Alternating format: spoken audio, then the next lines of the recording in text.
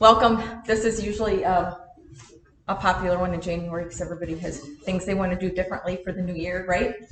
Um, and so we'll talk about that. I actually today prepared a little bit less content than I usually do, a little more just kind of short and sweet because I tend to get a lot of questions more in the new year than sometimes some of the summer sessions or some of the fall. And as you all know, I don't even bother coming in December because nobody wants to hear about anything health related in December. So everybody's doing holiday stuff and eating pie. So, but usually in January, then that's when everybody's ready to, face their sugar demons or whatever it is. So for those of you who haven't met, my name is Sarah Hotchkiss. I own Catalyst Wellness Coaching, downtown Janesville. I'm 3 doors down from 808 Cheesecake. Whether or not that's a good placement for a nutrition business, I'm not sure. But if people don't know where I am, then I said that you can never move because that's what I use. When the Children's Museum is up, hopefully within the year, I'll just say across the street from the Children's Museum. So we'll see how that goes. But I'm a part of a whole bunch of small self-care businesses up in Studio 107. So I'm upstairs. I work part-time also on the south side at the doctor's office, which is a cash pay primary care clinic. If you guys have worked with me, I might have sent you there for labs or and so I'm doing both.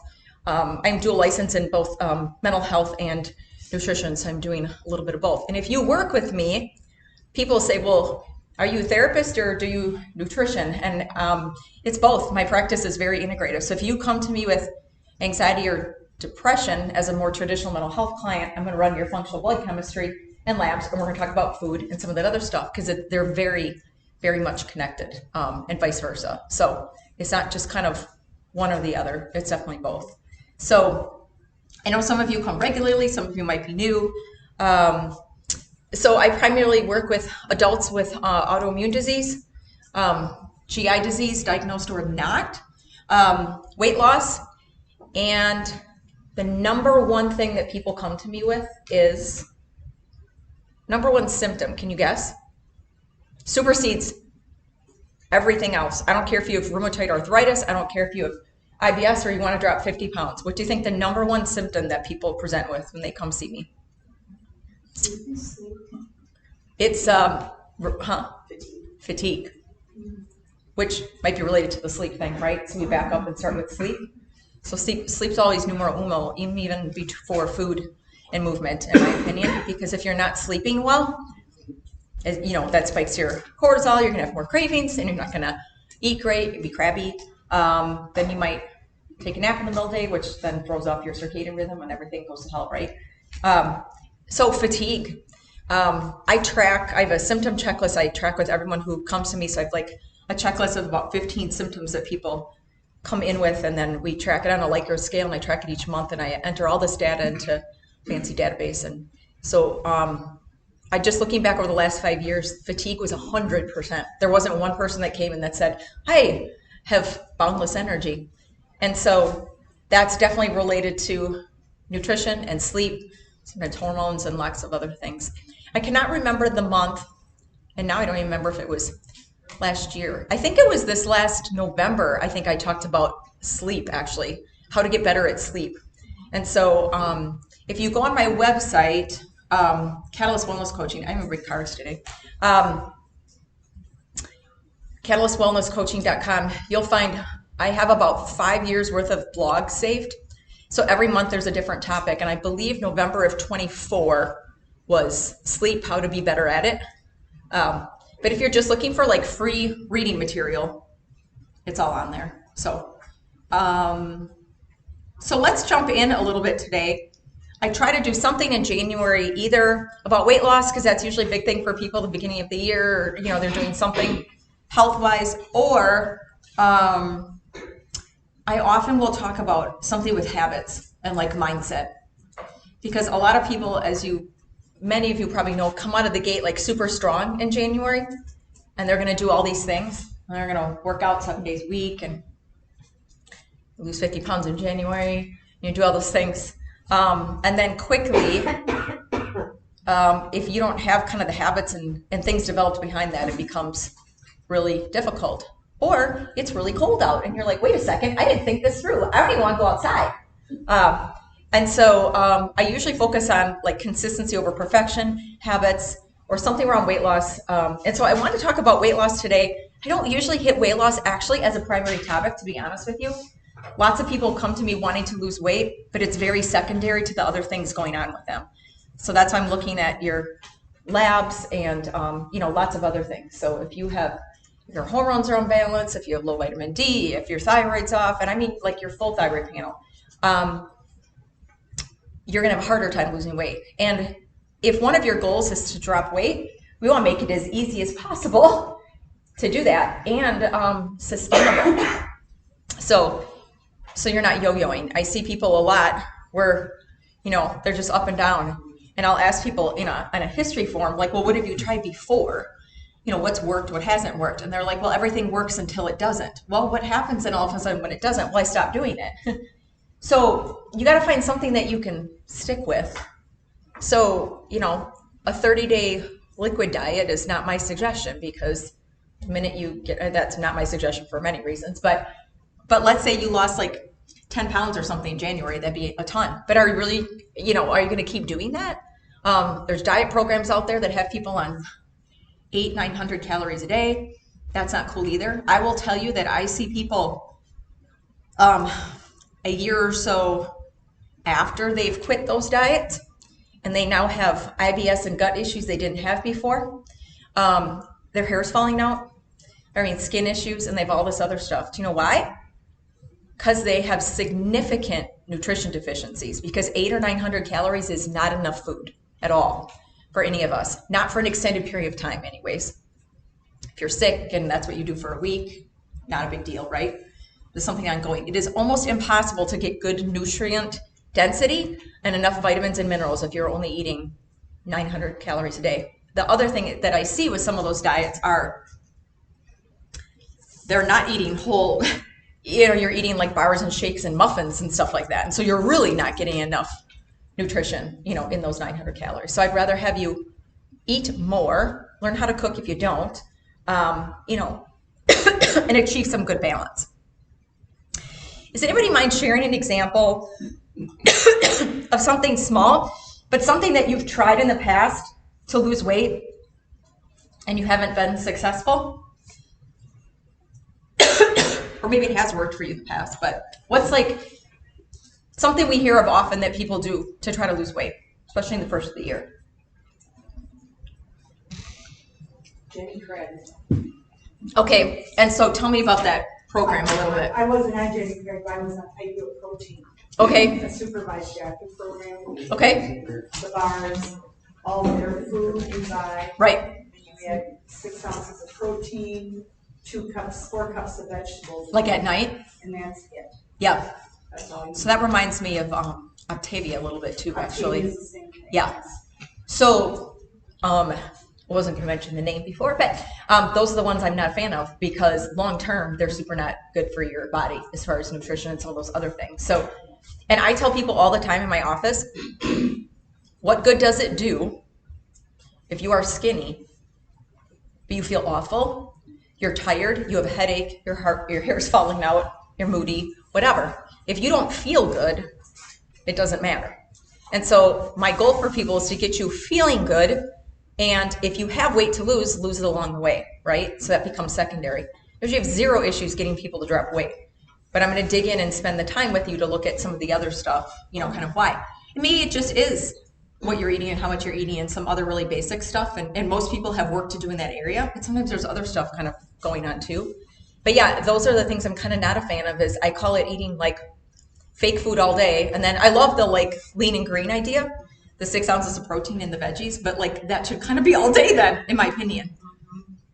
Not that you need to eat chicken and carrots all day either, though. That's boring. Nobody's going to do that either. So finding a place where there's some consistency. And we talk about 80-20 a lot, right? And people are like, oh, I'm doing like 80-20. But I think maybe my definition of 80-20 and someone else's might be a little different. So I like to define that a little differently. My 20%, what's in my 20%? So I'm going to call that, my 20% is like not my whole foods then. But for me, that might be like plantain chips, like from here. And so I call that like there's nothing really like wrong with that. It's just kind of like a fluff food, but I wouldn't call it like inflammatory, but that's just like my fluffy, food. Or those, the Siete is one of my favorite brands. They make chips. Basics has a ton of them. They have a lime chips and whatever. That would be like in my 20%, something like that. Dark chocolate might be in my 20%. But I would still say that those aren't like processed like junky foods. They're just not my nutritional like powerhouse foods, But you got to find something you can stick with. One of the things I see too with when I see younger people, and so we don't have a lot of 20-somethings in the audience here, but I see that nobody knows how to cook either. And so that's been super interesting. They're like, oh yeah, I cook all the time. But then I'll say, well, tell me some of your favorite meals, and it's rice roni, mac and cheese, chicken nuggets, whatever. No, we're heating things up, but we're not really like cooking. And when I do custom meal plans for people, generally nothing's more than like 6 ingredients or so. So it's going to be something you can throw in a crock pot or a skillet or a grill or whatever, something easy that you can just dump together because everybody's busy and we don't have time for that. But just cooking and honestly, like turning your body onto real food. When I work with people, we literally honestly like change your palate in about 30 to 45 days. So if you have sugar cravings, which that's like a popular one, if we get you eating differently, balance maybe hormones and cortisol a little bit too, so you're not craving that, you literally won't. And people are like, you won't believe it. I'm like, I bet I will. What are you going to tell me? Like, I really don't crave the sugar as much anymore. And I really don't either. In fact, when we were on vacation the last few days, we like split a dessert. I don't remember what night it was. And I'm like, how big is it? Because I really, a couple bites was good. It was like some dark chocolate thing. And then that was it. Like, I really don't have much of a palate for it anymore, which I know is like crazy to say. And I used to love sweet stuff. And I still do. I just really can't handle much of it anymore. But that's good. That's perfect. Because dessert should be like taking a few bites of something on a vacation and then kind of calling it a day, right? And so we always split something. But if you get large amounts of something, but the more sugar that you eat, the more you're going to want. Mm-hmm. And so really, I know this isn't like a popular answer, but the best thing to do is just cut it out, at least for a little bit. And then as you add it back in, it might not taste the same. Some of you who worked with me have heard this story, but I tell this a lot. I don't remember how long ago it was now, 5, maybe 10 years ago. And I've been eating mostly whole foods for decades.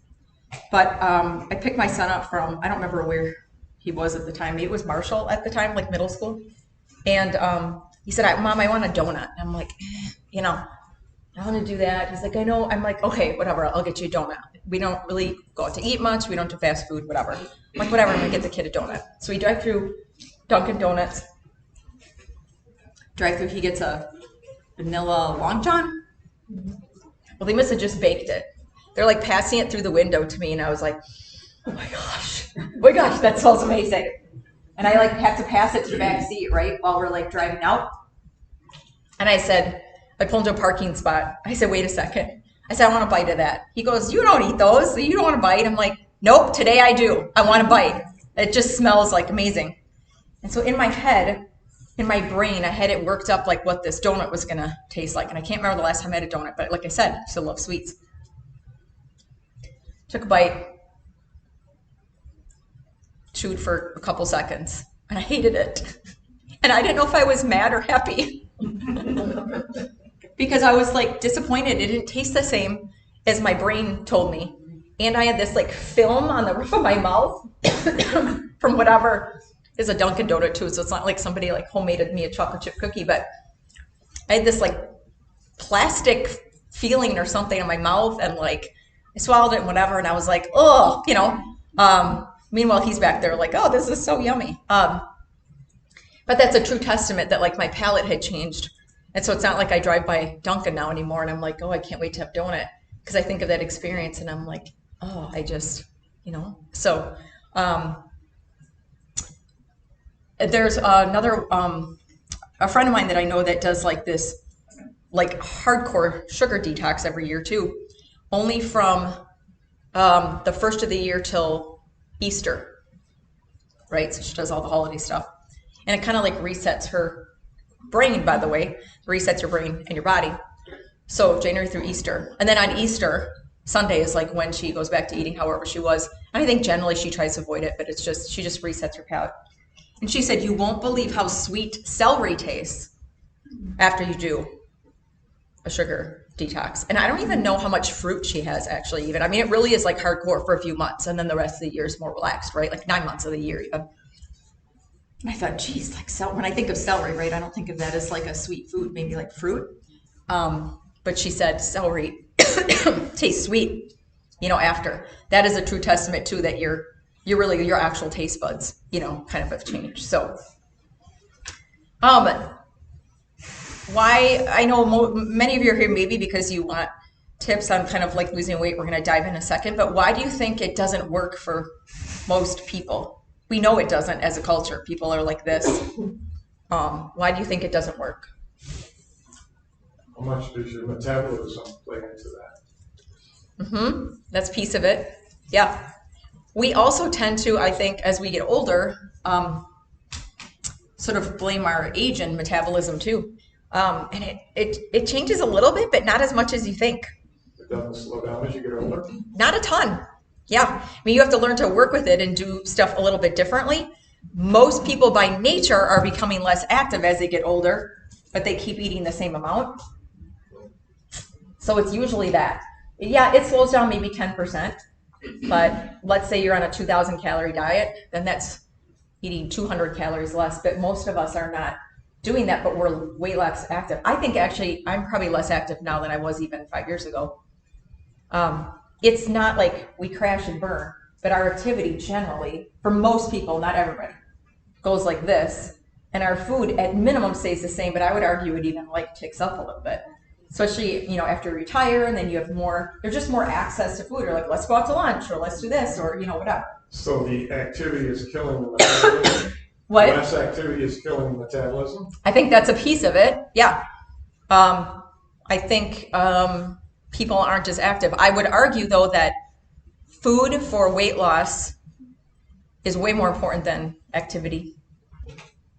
What you're putting in your mouth, the quality of the food that you're putting in your mouth, and how much you're putting in your mouth.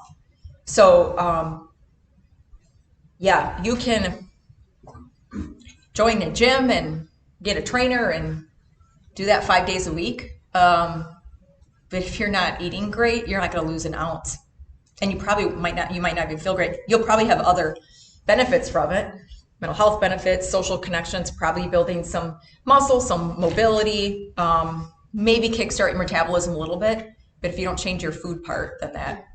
The other thing I would argue is that as we get older, we have these dormant things in our body that have been probably going on since our 20s, but we didn't really notice them. And when you're younger, your other body systems sort of compensate for that, and you feel fine. You just get a cold brew or whatever, and whatever, it's all good. But as we get older, and that's why most of the people I see are 40 plus, all of a sudden you're like, I don't feel so good. Or all the things that I used to do aren't working for me anymore. And it's not necessarily maybe what you're doing now, but it's what you've been doing the last 20 years. And it's kind of like finally caught up to you a little bit. And so with each decade, sometimes it's good to take a refresh and look at how you're eating or what you're doing. And I see this with women with like perimenopause into the menopause transition. The hormones really whack you out, and that changes even what tastes good anymore, and like activities, and all of a sudden you got joint pain you didn't have before, and like all these other things. But a lot of people that I see, and sometimes helping them getting diagnosed with maybe a GI or an autoimmune disease, they've actually probably had it 10 or 20 years. But the symptoms are now just kind of taking over their life. So I love to work with younger people ideally, because we can kind of nail that. And I can see some of those early warning signs of some of that stuff. We all have, genetics are, huge at play, but probably only 20%. So environment and your lifestyle and what you eat is most of what's going to be connected with your health. We all have these genes that we can turn on and turn off. We all have predispositions for things. Maybe it's heart disease, maybe it's Alzheimer's, whatever it is, like in your family. But don't come in and tell me that you're going to have type 2 diabetes because your mom does, or because your sister does, or because your aunt does. By the way, type 2 diabetes is not inherited at all. That's all lifestyle. Type 1 is different. Type 2 diabetes that's not genetic. So, but sometimes I think we play that off too, like, well, this runs in my family, or this runs in my family, or whatever. Maybe, maybe not. But then what are you doing to kind of like combat that?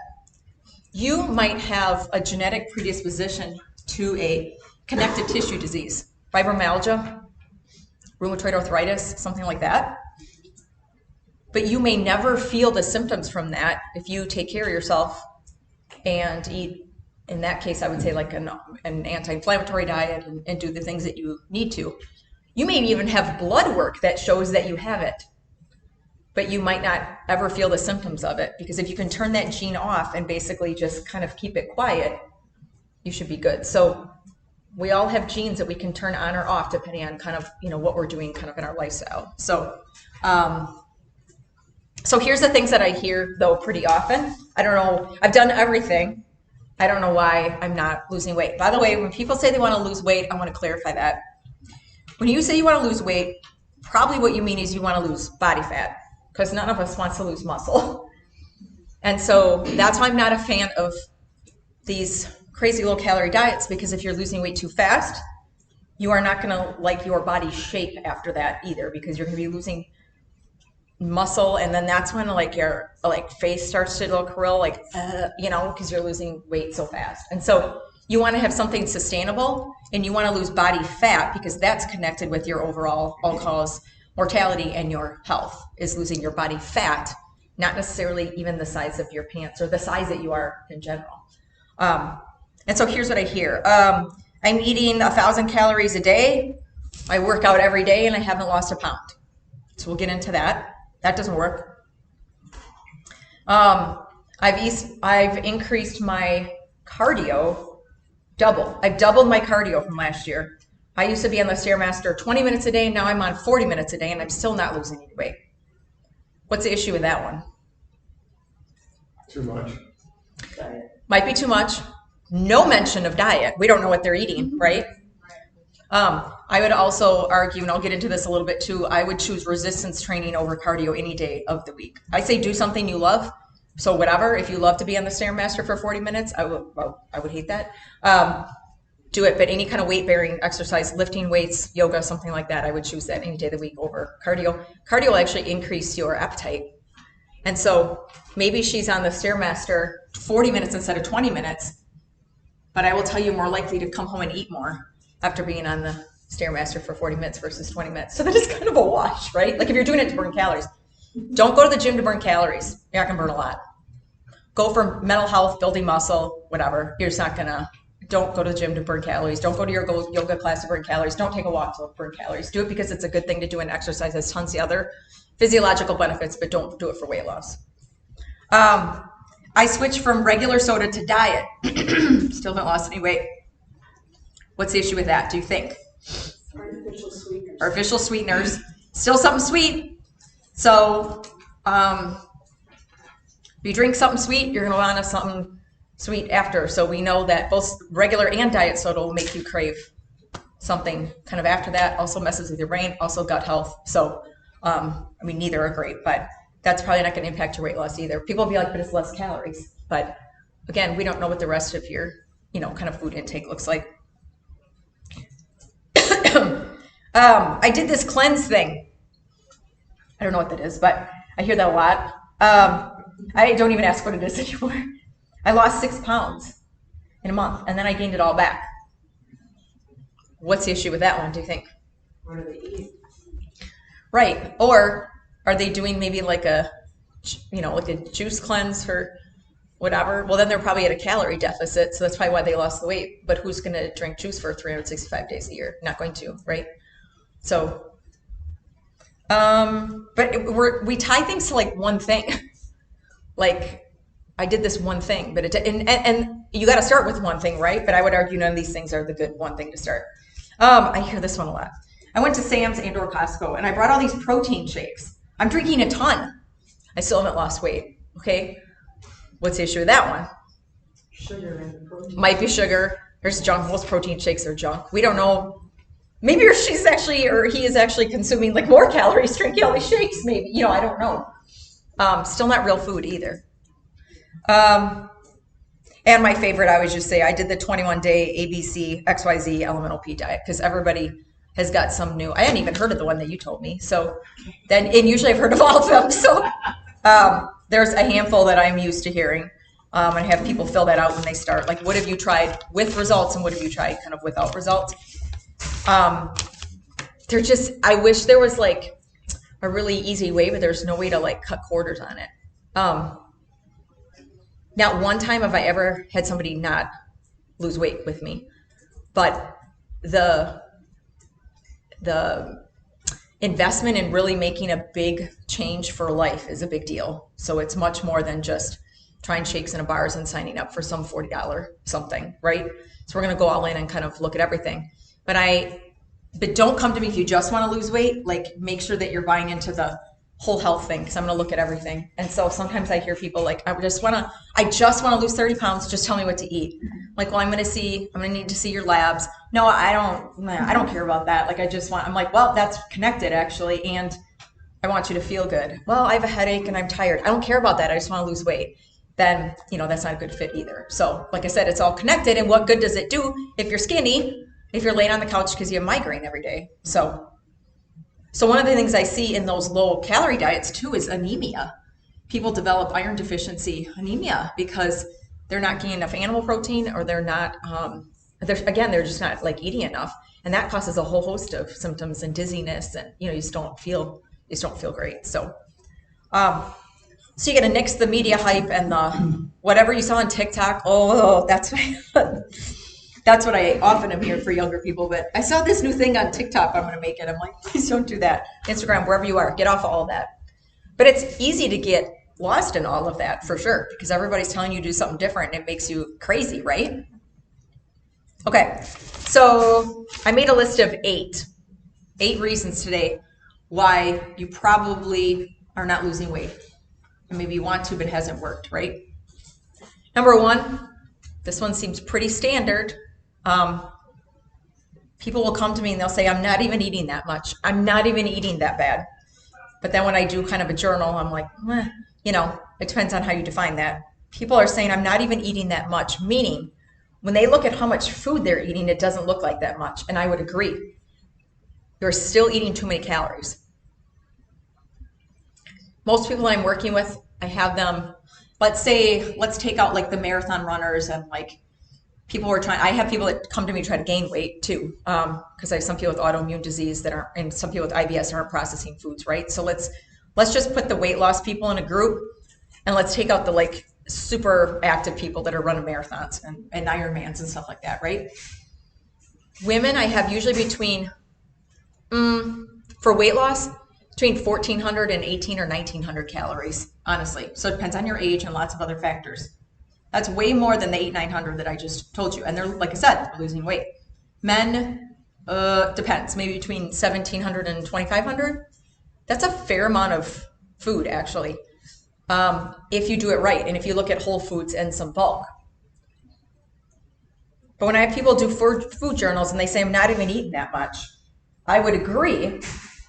The amount of food that they are eating looks way less than what I gave them, but it's almost sometimes double the calories. Chocolate chip granola bar, 300 calories. Chicken and vegetable stir fry, 300 calories. You're gonna get way more full on the chicken vegetable stir fry. You're gonna be full for probably 4 hours. You're gonna get a ton of protein. You're getting vitamins from the vegetables. Let's say we threw in let's say it's like sweet and sour. We throw in like peppers, tomatoes, and pineapple. Chicken, something simple, 4 or 5 ingredient thing. So it's, food quality is huge for that. And they'll say, I'm not even eating that much, because they're right. That granola bar is not big. So they're like, it's not that much food. But the caloric density, protein bar, whatever, of a bar is way more than the veggies and the chicken breast that I gave you. So it's switching your brain a little bit with like caloric intake and maybe not what the amount of food kind of looks like. So it seems obvious, but it might not be, because it might just look like your plate might look different. So the best way to know how many calories a day you are eating, I know this isn't fun either, is write it down. Like, try it for just like 10 days, 2 weeks. Don't change anything either. Just because I have you writing it down all of a sudden, this is sometimes an issue. They're like, oh, I have to be good because Sarah's going to be look at this. No, I want you to write down what you're already doing. No judgment at all, zero, nothing. If you ate one of those rows of Oreos, what is that, 12? 8? How many are in a row? Not that much. It feels like a row feels like a good amount, right? But like, write that down, because if you're not honest with yourself, then none of that's going to work. The wine you drink, the whatever, like that's all got to go in there. And that's just a starting point, because if you are eating, let's say 3,000 calories a day, and I determine your gentle weight loss to be 1,600, we have a lot of work to do. But people are like, I'm going to be hungry. We're so afraid of being hungry, I think, too. Like, it's okay to be hungry. Not for your blood sugar to drop and crash and get crabby. But if you're hungry, that just means maybe in an hour you should eat a meal. Not a snack, a meal. If you're hungry, eat a meal, not a snack. So I would rather have you spread out 3 solid, nutritionally dense, whole food meals a day than be granola bar and a piece of cheese and crackers and gummy worms and whatever else you're eating, because you're not getting much nutrition out of that. And guess what? Your insulin is like wing, wing, wing, wing, like all day long. So I don't even do typically like super low carb with people. I have great results without doing that. And I think it's hard to stick to. I don't do keto. Depends on who you are. I will go kind of, I call it like low carb-ish, but I don't think I have anybody under 80 carbs a day right now. So 80 carbs is pretty low, but that is enough that you should have 3 meals with a carbohydrate in each of those meals. And by carbohydrate, I don't mean just green beans. I mean like an apple or a tortilla or like, you know, something like that. So again, it doesn't have to be the chicken and carrots diet. So track your food, I would say, and see how much you're eating. If you are postmenopausal and over the age of 55, you'll need less calories too. If you honestly can ask yourself, am I just as active as I was 20 years ago? If you are, that's great. If you're not, you're going to need less calories there. But if you can carefully choose the right foods to get a lot of actual food on a plate without a lot of calories. I don't have t-shirts made yet, but I really want to make t-shirts that say protein and produce, because that's what I would leave you with today. If you could remember one thing, I talk about it a lot. It's protein and produce. So that is chicken, fish, turkey, pork, beef, you know, maybe the leaner cuts of some of those, eggs. I'm a big fan of animal protein because you're going to get all your amino acids. I don't mean you can't get protein from other plant-based foods either, but like both. You know, most of us do well as omnivores. All your veggies, including potatoes, sweet potatoes, not potato chips, not tater tots, not mashed potatoes with 95 things on them, like a baked potato, right? Like a reasonable sized baked potato. And then your fruits in moderation, maybe 1-2 pieces of fruit a day. That's great too. You get fiber, you get vitamin C. We sort of bastardize like baked potatoes as like potatoes as being bad, but then we're eating like sugar-free Pop-Tarts. So I'd rather have you have a baked potato than like something like that. So so you got to find kind of your 80-20. Okay, so number 1, you're eating too much. Number 2, somebody already touched on it. You're not eating enough. That's not sustainable. The less you eat, sort of long term, it can affect your metabolism, just kind of like slow everything down, especially if you're not active.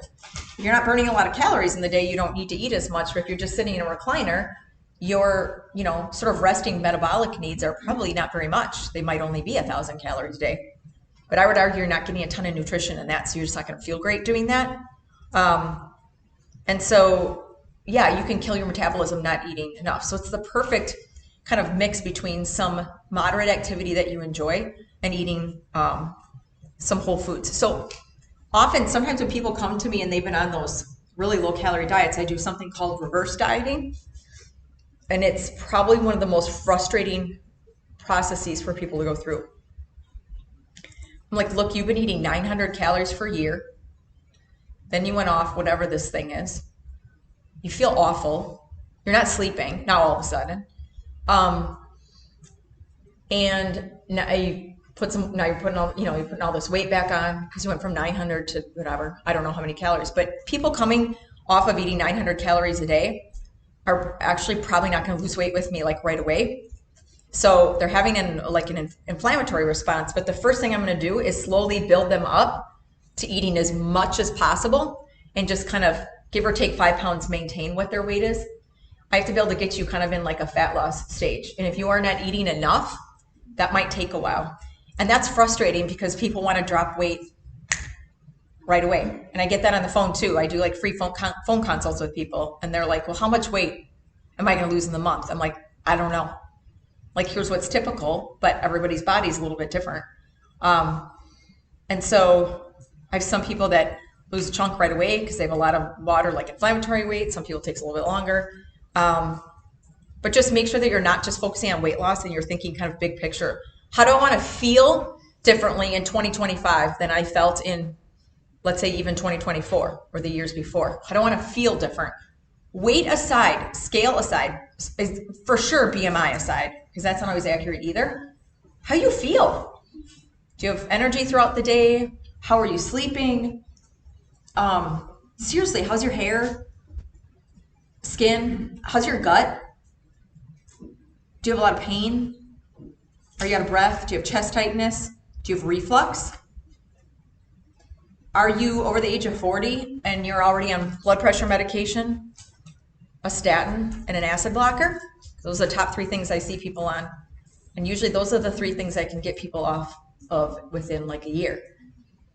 But it's all connected with kind of like what you eat. Most of us, 95% of us, do not have to be on any of those. That's a med that's taking care of your symptom, but it's not fixing kind of the root cause. That's another talk. So number 2, you're eating too little. Number 3, poor macronutrient profile. Every year I usually talk about macros and kind of, building your meals. And I think it was last year, I came in and we put all this food on a dry erase board and I kind of built meals with you. I had like chicken sitting here and you could eat 12 to 1,500 calories a day of the granola bars or the other things I talked about, or 12 to 1,500 calories a day of protein and produce, and you have 2 completely different results. You can eat the same number of calories, but the type of food you choose matters. So how processed it is, your body recognizes that and digests that granola bar completely different than that stir fry. So you're not like allergic to peppers or whatever, right? Most people are eating less than half of the protein that I would have them eat in a day. We really have a poor awareness of like how much protein our body needs. And so I see people eating definitely too much carbs and too much carbs and fat together and just not enough protein. If you can have a protein-centric diet, the fat and the carbs can be your personal preference, honestly. Like if you prefer more carbs, less fat, or vice versa, as long as it's within some reasonable amounts, it doesn't really matter. I prefer a little bit more fat, but I notice when I go too low carb, other things don't go well either. So I usually say, and people will be like, what? That's crazy. How do you do that? 1 gram of protein per ideal body weight a day. For most women I'm working with, I have them at about 140 to 150 grams of protein a day. And I know that sounds like a lot. And maybe you don't even know what that much is because you haven't kept track. But if you're trying to get a sort of lean composition and drop some weight easily and feel better, healthier then, and you can do that on a calorie deficit too. I don't go over around 150 or 160 for women though, ever actually. Not because there'd be anything wrong with that. It's super hard to get diet variety and do more than that. Like I said, you'd be eating chicken all day. I'm not going to have you do that. You're not going to sustain it. I'd rather even have you go, or let's say you're eating like 70 grams of protein a day. I'd rather have you shoot for 100 and like just maintain that and get that than try to double your protein overnight, feel like a failure, and then not do it again. So I get about 140. I weigh 130 pounds. So I shoot as much as I can. I shoot for 140 because there's some days I don't get it, or like we're on vacation, whatever, and I'm like, oh, that all works out in the wash then if I just try to shoot high. 10 of it for me is from collagen too, which I don't really count as a complete protein source, so I try to get 130 from like my food. You can do it for sure, but it takes kind of a little bit more thought. It is not a waffle or a bagel and cream cheese for breakfast though, and that's mostly where people fall apart is breakfast. They either don't eat it, which is fine if you feel good fasting. I'm cool with that too. But don't fast only to eat the donut at Dunkin' Donuts then because you're so hungry and you're shaking and you got to eat something. Then you should have just eaten. I would have rather you eat. But you know what I'd rather have you eat in the morning? Is maybe like ground turkey and sweet potatoes, like maybe with a couple fried eggs on top or something like that. If you're not into meat, there's tons of other options too. Yogurts, egg wraps, other things. But you're not going to find it in drive-through. If you have to, in a pinch, you can. If you're on vacation, you're traveling, like, yeah, that's the stuff you work with. That's your 20%. Who cares? But on the regular, if you have some basic ingredients. So protein and produce for sure. So usually, poor macronutrient profile, I'm just to say not enough protein usually. If you get enough protein, it'll crowd the rest out and you'll be cool. So if you just focus on that. Sometimes counting macros is very complicated for people, and I get it. It is. If you could just get a certain amount of protein each day, pick a number. Don't worry about the rest because you'll be so full you can't fit the rest in because protein will keep you full too. Protein digests differently and it's recognized differently in the body. Sometimes we almost call it, I don't want to call it a free calorie because it's still calories. It really does digest differently in your body. And it's almost impossible, unless you're in renal failure, to get too much. It really is. So that's number 3. Number 4. Hormones, which I could talk about for like 3 hours. That includes thyroid stuff, that includes sex hormones, and this isn't just for women. For anybody 40 or above, I make you get a hormone profile before you work with me. It's a piece of cake, it's not a big deal. It's either a quick blood draw or I prefer saliva testing. You can do it at home. For men, your testosterone generally takes a dive over at the age of 40. Some men not as much. Some depends on how active you are, how well you sleep, and all those other things. When your estrogen plummets, your testosterone plummets, just weight distributes differently. Some of that we can control, sometimes not, right? But type of foods are going to sit well with you. Activity and all that stuff is going to change after that. So most women will say like their weight just kind of goes right here, midsection. That's where we notice it with men too. All of a sudden you had a belly and you didn't have it before, but yet you weigh the same, right? But it distributes differently. That's why weight training is super important, just to keep that muscle mass. I've done specific talks just on thyroid stuff before because I think it's like thyroid stuff is uber confusing. Very few exceptions to this, but when I work with people, most doctors will run a TSH. That is sort of your basic kind of thyroid function. Most will not run a free T3, free T4, and an antibodies test, and those are the ones I want. Really, in almost 50% of the time, you could have a normal TSH and have issues down below, I call it. This just happened with me personally this year, actually. My TSH has also usually been quite low, like almost on the hyperthyroid. I usually run about 0.8. So for reference, lab ranges for TSH are like 1 to 5. Ideal, 1 to 2 is where I would put you, like 1 to 2, 1 to 2.5, right? My mine's around 0.8. So there's no reason to run more. But I was feeling super fatigued this last year. I had a gut infection this past summer, some other stuff going on. And the hormone stuff has hit me hard this year. And so I knew that when hormones decline, I know that can affect we call that secondary hypothyroidism. I was having all the symptoms of hypothyroidism, not the weight part, but it was distributing differently, super cold, fatigued, whatever. So thank God I can just run my own labs because sure enough, I had borderline free T4 and quite low T3. I didn't do a med for it. I'm on like basically a supplement to kind of like just generally kind of bring that up. Within a month, I noticed a difference though, kind of already. So that plays in with my estrogen and my other, like everything kind of plays together or it fights each other in my case this last year. But really getting a full thyroid panel, especially if you have family history of Hashimoto's or Graves or something like that, it doesn't hurt. And here's the thing. If you get a full panel, it looks fine, great. Leave it alone. You can get a full thyroid panel at a cash pay clinic for $50 and you're done. And then maybe you don't even have to ever look at it again unless something changes, Make sure you have a functional medicine practitioner or something that knows how to read those and look at those. You don't just do it for yourself and then Google it on the internet. So, because we want to look at sort of optimal lab ranges and not just normal.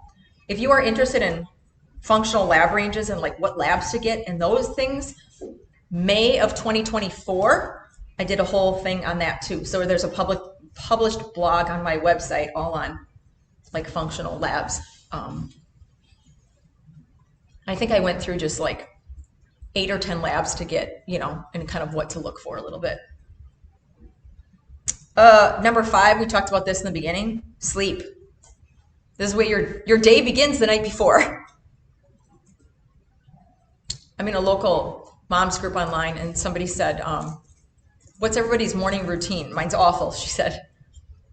I have toddlers and little kids. I have ADHD. I'm not organized. We barely get out of the house on time. All my kids are eating popcorns in the back seat. Everybody's crying. Like, it's just a mess, right? I'm like, oh, I remember those days.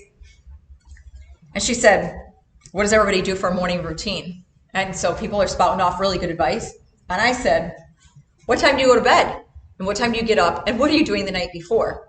I think that I am not really great in the morning. And I think the only thing that kept me sane when I had little kids in the morning was laying out, packing lunches the night before, laying out clothes, and doing everything the night before.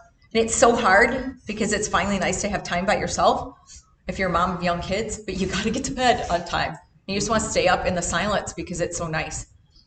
But you got to get to bed on time so you can get up on time, because if you don't have a good night's sleep, your brain's going to be like, foggy and turned off too, and then you're not going to remember anything, and you be crabby, and then kids are crying, and then nobody has a good start to the day, right? So your morning starts the night before. If you are not sleeping well, if you can't fall asleep or stay asleep, talk to your doctor, talk to me. Probably the 2 things I see that interfere with sleep are high cortisol. Do saliva panel for that. So it's just a stress hormone. Everybody's got it. Most people don't have great cortisol patterns. Mine was upside down for years.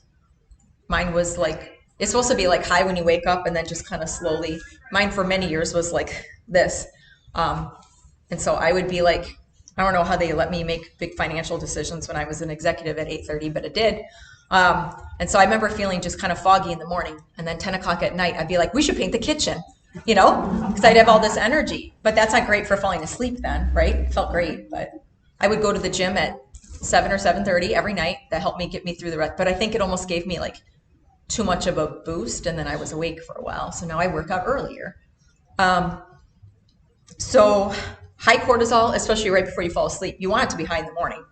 But that's your stress hormone. We need that. Cortisol is good. But if you've been in a constant state of stress, even like moderate stress for decades, you're going to be like, you'll be fried. And so if you have anxiety, this is connected with high cortisol. And so if you're laying in bed being like, I can't turn my brain off and I just keep thinking of stuff and like, try to write it down, you're worried about things, that's usually sort of an anxiety or a high cortisol kind of connection. So there's great like herbal products out there for that. There's like a cortisol manager, lots of things. I don't want to like throw specific products at you today without testing any of you guys, but I on and off have taken one because my night one just tends to be, I also, for many years, even before I had this business, I almost always have worked at night. So I think that's what has driven mine up at night. I'm not home till at least 8:30 at night. And so I'm on like till then. So then I don't have as much time if I want to get to bed by 11:30 to like work myself down, because I'm coming home, cooking, do dishes, blah, blah, blah, and there's just like not a lot of downtime. Or I want to stay up then because finally everybody's in bed at 10:30 and I just want to like, sit. So, sleep is huge. If you fall asleep really well, but you get up regularly at like 2 a.m, that's a poor, usually a cortisol awakening response that's messed up too. Your body's like, it's time to get up. And you're like, no, it's not.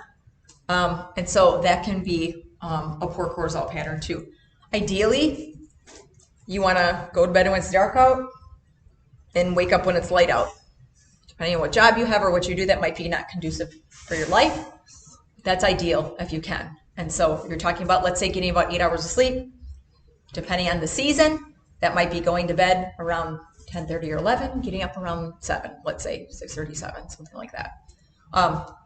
Everybody's a little bit different. You got to do what works for your lifestyle. But in general, you want to get up when it's actually sunny out today. And the first thing you want to do is get some exposure to that sunlight. Going outside is great. I know nobody wants to because it's cold. One of the things I do when I wake up in the morning is I at least just walk down and like check the mailbox from the day before. Or I do like this one like around my house lap. And when it's cold like this, it really does wake you up. You know, I try to get just like sunshine and whatever. It's hard in the climate that we live in. I barely came back from Florida, you guys. We were only there for like 4 or 5 days, and I'm like, wow, this is nice. It's like 65 degrees. It wasn't balmy or anything, but it was nice. So, so cortisol. The other thing that I see, declining testosterone in men and women can affect sleep. But the first hormone to take a dive in like your early to mid 40s for women that affects sleep is progesterone. Sometimes seriously, a little bit of bioidentical progesterone cream and oral progesterone. I've been taking that for 3-4 years. Will relax you, and it's a natural muscle relaxant, knock you right out.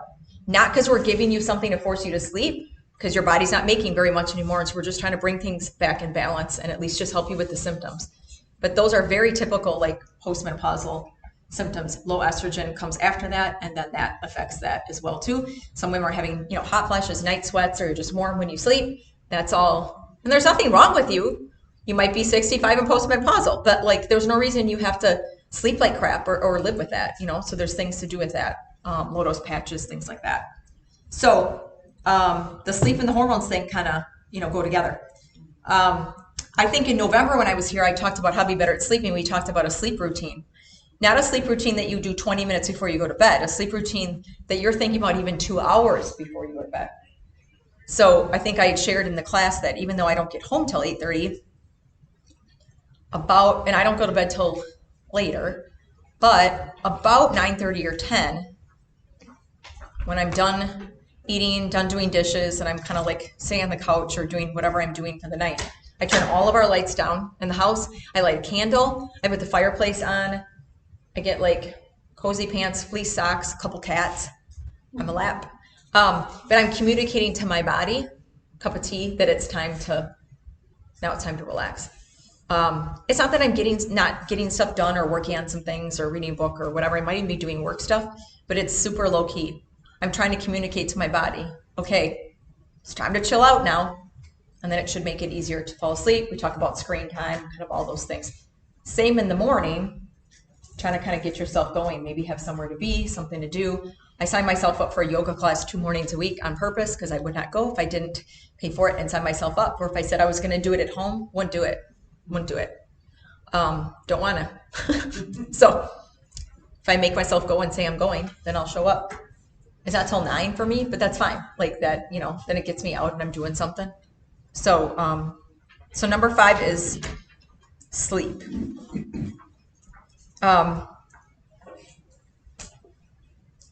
If you are eating too much right before you fall asleep and you have digestive issues, that will impact your sleep too. We talk about caffeine a lot, obviously. If you're having a lot of caffeine throughout the day at all, at any time, that will impact your sleep. If you're having it too late, that will impact your sleep. If you are eating an hour before you go to bed, a full meal, maybe even a snack, that will impact your sleep too. Your body, when it's sleeping, is resting and digesting. You need it to rest and digest. But if you give it too much stuff to digest, it's going to keep you awake, and it's like too much to do. So everybody's got different schedules, but try to cut yourself off from the food, like even 2 hours before you go to bed, but I'd say at least 3. I usually do about 3 hours, and I'm eating late, but usually like 3 hours for me. I don't usually eat in the morning though till like 11 or 12 because I'm just not hungry. So, but yeah, sleep is huge. We want to engage your parasympathetic nervous system. That's your calming system. And you want that to be, because most of us are running around like crazy during the day, and so we haven't given our body a time to relax. Number 6, which goes along with the sleep thing also, stress. So if you have high anxiety or a lot of stress in your life, and we all do, but if you haven't really taken a good look about how to manage that, I'm not saying get rid of the stress in your life because you just can't. But how are you managing it? What are you saying no to? A lot of us tend to be people pleasers, and we're doing all the things for all the people. Yourself comes last, or we feel like we hear a lot of language like, well, I need to go do this. My neighbor needs this. So-and-so needs this. I need to. But at the same time, then you're fried. So boundaries. I have a list of book titles on my website. But a really good book on boundaries, and it's connected with food and some other things. It's by Melissa Hartwig, who developed the Whole 30 program. It's called The Book of Boundaries. So if you're looking for a good read. So that's why sometimes I do saliva cortisol testing just to see kind of where that's at too. It really is like trying to make decisions about what you need in your life, who you need in your life, and who you don't, and trying to keep your life as simple. That's why when I do meal plans for people, I'm trying not to give you anything complicated that you're not going to stick with, because that's just another stress I'm adding on your life. I do batch cooking with people. A lot of times people are only cooking 4 meals a week. So they're maybe cooking like a lunch for the week, maybe 3 dinners. Maybe we do like a fruity protein shake in the morning, and that's the end of it, right? And then maybe every week, maybe you mix it up and you make something different. That might be more repetition than you like. That's fine too. So you could do something different. When I batch cook my lunches for the week, by Friday, I'm kind of like, I don't really want this anymore. It's not bad, but I don't want it. You know what I really want to do? I don't want to cook something else. So I'm just going to eat it and move on. So food is fuel, not always fun. Number 7, I touched on this a couple times already, food quality. So think of the granola bar and the chicken vegetable stir fry thing. That's the example I tend to give all the time. I don't know why that one comes out of my mouth, but it works. So eat real food, not fluffy food. I'm not saying you can never have a cracker or a bar or anything like that, but if it's not protein or produce, it's probably fluff. And again, produce meaning white potatoes too, sweet potatoes, plantains, things like that. Whole foods, things that you don't need to really do much with. Chicken, you're just like throwing it on the grill. Vegetables, steam, roast, raw, whatever. Fruit too. So fruit's not off the table either. Again, we tend to like demonize things like bananas, but then we're eating like sugar-free protein drinks and diet soda. Like I really would rather you have a banana. You can still stay within your sort of caloric limits, but just keep it real. That's why shopping here is helpful too, because it's full of, mostly real food, or at least some better options for you. Swap the rice cakes for a sweet potato. That's just one example.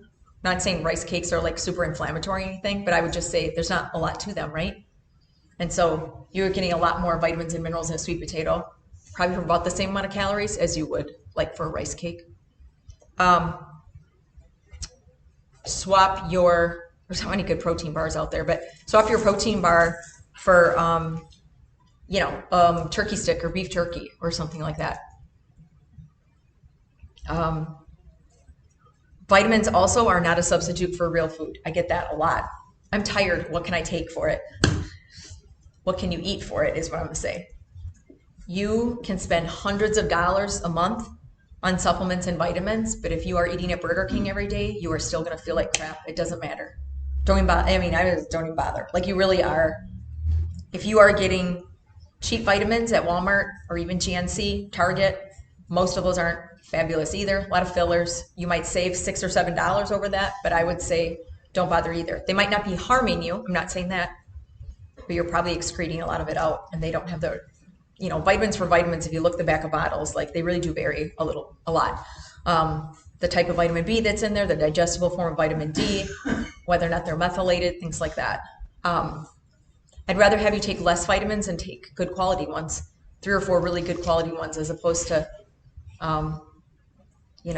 when you got your cabinet full of, I used to do these, earlier in my business, I used to do kitchen cleanouts with people.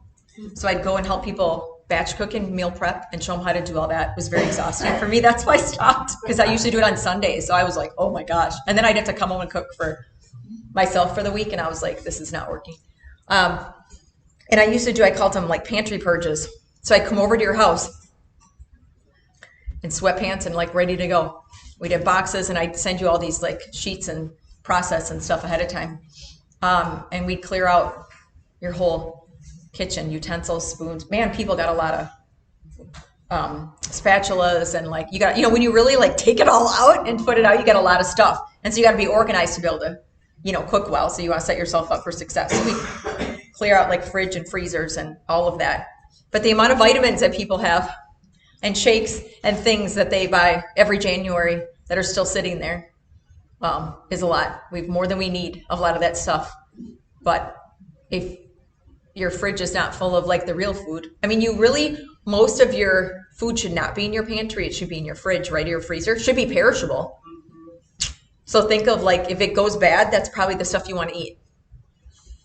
If it doesn't, if it doesn't last long. If you've had the same jar or something or bar or something in your cabinet for a couple of years, probably not like real food, because real food shouldn't keep that long. It should go moldy or get icky or whatever. You guys have seen the experience with like the McDonald's like fries and hamburgers, how that's like 10 years later or whatever, they look the same. Oh, that scares me.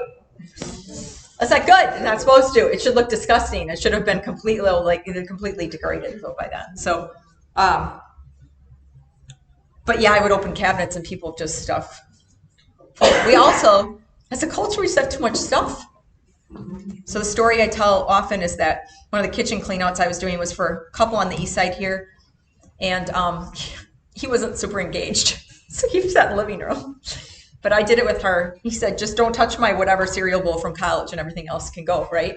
So we didn't. We left it alone. It's like an orange cereal bowl he used to eat cereal out of college, and to this day, and he was like 65, he still ate cereal out of this bowl every morning. But they have kind of like a smaller kitchen, I would say. Decent sized house, 1,700 square feet. Small kitchen though, galley kitchen. I was supposed to come earlier, but it had flooded their whole roof, everything. So the good news was they got to make an insurance claim and redo the whole kitchen. So she's like, can you come in now? We're picking out all this stuff. I helped her with some decor stuff too, but can you come in now? Because I need to figure out what, this is like a really good opportunity. I'm glad it flooded. Now we get a new kitchen and then I can put this new food back in. So some of you don't answer if you've heard me say this. 2 people, retired. How many glasses do you think we need in the kitchen? How many? I mean, really, how many do you think you need? Okay, what else? No kids in the house. People visit though. I mean, what do you think? Total glasses. Wine glasses, mugs, drinking glasses, I don't know, shot glasses, whatever. How many do you need? How about 141? That's good, right? But you don't realize like how much you have. And I just remember her like laughing because I laid them all out. I said, do you want to count these? She goes, not so much. And I said, I think we should. So you have stuff like stuck in there that, we all had too much stuff. And so she's like, I need a bigger kitchen. I'm like, you don't actually. You just don't need 141 glasses. So I think we get her down to 40 because she said, well, I have people over and so I think we did like sets of 8 of things. So I think we had like, and she also loved cups. So she was collecting cups from all around the world. Oh, my girlfriend got me this cup from Norway or whatever. And then she felt bad like throwing them away, right? And so we had these piles and stuff, but yeah. And so a piece of that story that I tell is that, so also she was like 5'2", I'm 5'6". And so she had all the glasses on top, but part of the reason they didn't get used is because she couldn't reach them. So they had moved into the house and put them all up there and she couldn't touch them. So then she had a whole nother layer of the ones that she could reach. And so then that's how you get like 141, right? They're all dusty. And so I'm up there on a chair, reaching, like going through those. And she goes, oh, look at that. Or where'd that come from? Oh, I got, there's a story with all of them. And I got to her Moscow Mule classes. So she had a set of, 8 of those. And I said, oh, these are pretty. Oh, I love those. And I said, you use these? And she goes, well, I said, okay, how many years have you lived in this house? She said, 10. I said, have you used these yet? And she goes, no, but you never know when somebody's to come over and want a Moscow Mule. I said, that's never happened to me. You could put them in a different glass. But as a culture, we tend to collect things, I think. And then we don't place priority on the things that really matter because we just keep getting more things. Clothes is like that too sometimes for people. So organize your kitchen, your fridge, your freezer, gut it, pretend like you're moving, pretend like your house flooded. It's a project. Don't think you're going to do it in a couple hours. Take everything out, put it in your living room, on your kitchen table or whatever, clean everything, and then only put back what you need. That is a good way to start the new year, really. See what you need and just fill it, You probably have doubles of things. So in this same house, and this isn't to like get on her because it was no different than any other house I had done, but they had like 7 jars of peanut butter, all open too. because she'd keep buying peanut butter. We don't have any peanut butter. We call this the Parmesan cheese syndrome in our house because that has happened with Parmesan cheese for us. So like shaker Parmesan cheese. We don't have any Parmesan. Well, I don't want to go back to the store, so let's just get it. Oh my gosh, we have Parmesan. But if you don't clean out your fridge and stuff regularly enough, you're gonna have stuff, deep.